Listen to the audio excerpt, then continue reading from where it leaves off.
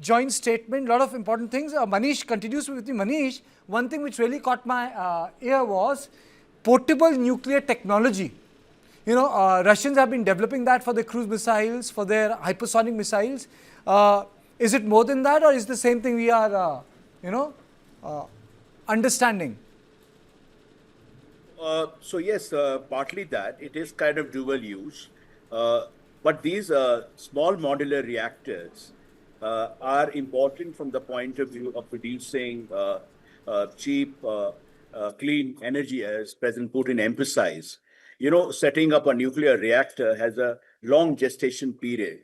These small modular reactors are easy to set up, takes less time. And so what we're going to see is a, a clean energy revolution triggered by nuclear energy. It will ramp up the share of nuclear electricity in our overall energy mix. So I think the military application remains to be seen, but both floating and small modular reactors are more geared towards, producing nuclear energy. And, you could also cater to places. You don't have to look for a huge site and all those things, which are limitations for, say, something like Kudankulam plant, which we already have, Kudankulam reactors. So it's a changing move in the nuclear energy. Of course, Russia has been the most trusted and reliable partner for India in civil nuclear energy. It provided fuel to us when the West was spurning us. And now this is like taking it to the next stage. Manish, is this cooperation of the Northern Sea route? I think that's where the minerals are, the new economy will. I know it's very sad, people instead of trying to prevent climate change are monetizing climate change by, gaming the future. That's how I see it. Russia is the biggest Arctic expeditionary force in terms of the militarization of Arctic is complete. You can't deny that. But then from the other perspective, we are also there. We are also, I think we are signatory to one of the treaties. How does it help us, Manish? Can you just break it down for us?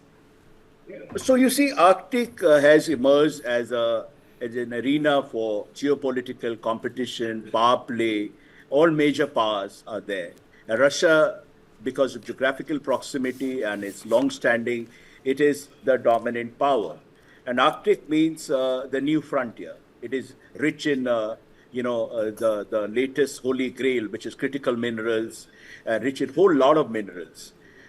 So being in Arctic has economic dimension, energy dimension, and also military dimension, because the conflict is moving there, in some ways, the geopolitical rivalry and competition. So we being a partner in the dialogue partner in the Arctic Circle, as far as I know, I think it helps us to be there where other parts are already there. Europeans are there, others are there.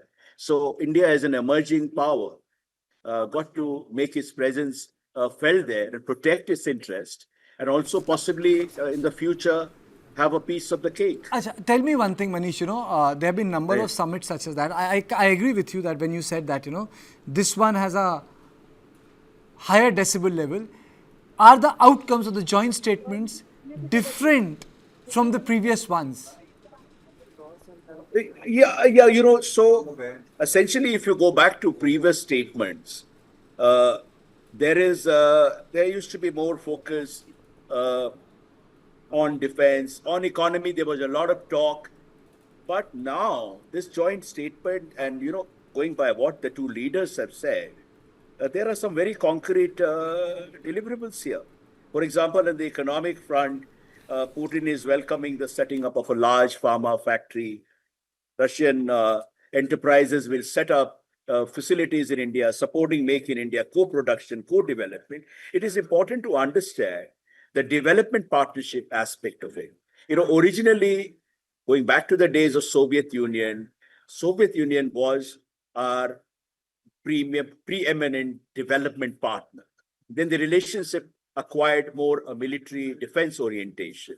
Now we are seeing a broad basing, and here there are lots of things here. If you look at it on bilateral trade target, despite it's a message to Washington.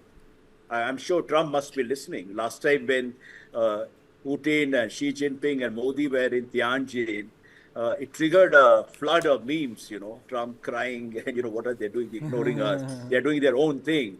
And now they are saying $100 billion trade. What about sanctions? We don't really care. Okay. We'll find ways. So it is about construction of an alternative world order. And if you look at Putin's speech closely, he talks about multipolar world order. Absolutely. He talks about sovereignty. He talks about essentially envisioning a non-Western Non-West. world order.